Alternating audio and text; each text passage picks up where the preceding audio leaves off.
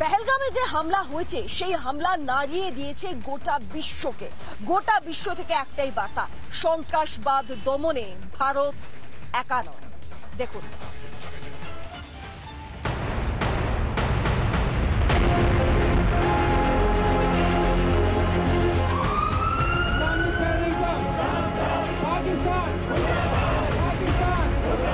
পেহেলগাঁওয়ে হিন্দু গণহত্যার প্রতিবাদে গর্জে উঠেছে বিশ্ব। পাকিস্তানি সন্ত্রাসবাদী হামলার ফের কড়া নিন্দা জানালো রাষ্ট্রসংঘ।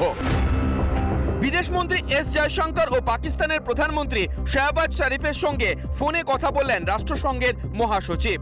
22 এপ্রিল বর্বরচিত ও কাপুরুষোচিত হামলায় দুঃখ প্রকাশ করেন আন্তোনিও গুতেরেস। দুদেশের পরিস্থিতিতে উদ্বিগ্ন তিনি। সন্ত্রাস বিরোধী লড়াইয়ে ভারতের পাশে থাকার বার্তা স্পষ্ট করেছে রাষ্ট্রসংঘ। সোশ্যাল মিডিয়া পোস্ট করে এমনই জানিয়েছেন এস জয়শঙ্কর। আন্তর্জাতিক দিক থেকে পাকিস্তান একদম পারিয়া স্টেট হওয়ার পথে, তারা কিন্তু একদমই কোণঠাসা। এই কারণে আজকে যে সেক্রেটারি জেনারেলের সাথে এস জয়শঙ্করের যে কথাবার্তা হয়েছে তাতে একটা সদর্থক ভূমিকা দেখা যাচ্ছে যে ভারত একটা বিশ্ব জনমতকে কিন্তু এই পাকিস্তানের যে ঘৃণ্য কাজগুলো চলছে তার বিরুদ্ধে একজোট করতে পারছে। শুধু রাষ্ট্রসংঘই নয়, উদ্বিগ্ন হোয়াইট হাউসও। মার্কিন মুখপাত্র ট্যামি ব্রুস জানিয়েছেন পরিস্থিতির দিকে নজর রেখেছে America. Are in touch with the governments of India and Pakistan, not just at the foreign minister level certainly, but at multiple levels for a responsible solution. The world is watching this. বিশ্ব তো বটেই, ঘরেও সমালোচিত শাহবাজ শরীফ সরকার। হামলার নিন্দা করেছেন পাকিস্তানের প্রাক্তন প্রধানমন্ত্রী ইমরান খানও। সোশ্যাল মিডিয়ায় ইমরান লেখেন,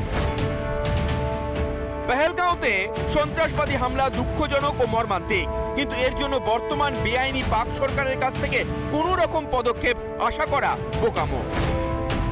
এদিকে পেহেলগাঁও কাণ্ডের পর থেকেই প্রতিবাদের সুর চড়েছে আন্তর্জাতিক দুনিয়ায়। আমেরিকার টাইম স্কোয়ার থেকে শ্রীলঙ্কা, নেপাল সর্বত্রই পাকিস্তানের বিরুদ্ধে ঝরে পড়ছে ক্ষোভ। প্ল্যাকার্ড হাতে পাকিস্তান মুর্দাবাদ স্লোগানও শোনা গেল প্রতিবাদীদের গলায়। ফের প্রতিবাদ নিউ ইয়র্কেও। পেহেলগাঁওয়ে হিন্দুদের নৃশংস হত্যার প্রতিবাদে ট্যাবলো নিয়ে প্রতিবাদ টাইম স্কোয়ারে। ভারতের বুকে সন্ত্রাসবাদী হামলার পর আন্তর্জাতিক স্তরে সন্ত্রাসবাদ বিরোধী জোট এক কাট্টা, আর এতেই পাকিস্তান ক্রমশ কোণঠাসা। রিপাবলিক বাংলা। নানা ধরনের কন্টেন্ট দেখার জন্য লাইক করুন, শেয়ার করুন আমাদের ফেসবুক পেজ, সাবস্ক্রাইব করুন আমাদের ইউটিউব চ্যানেল।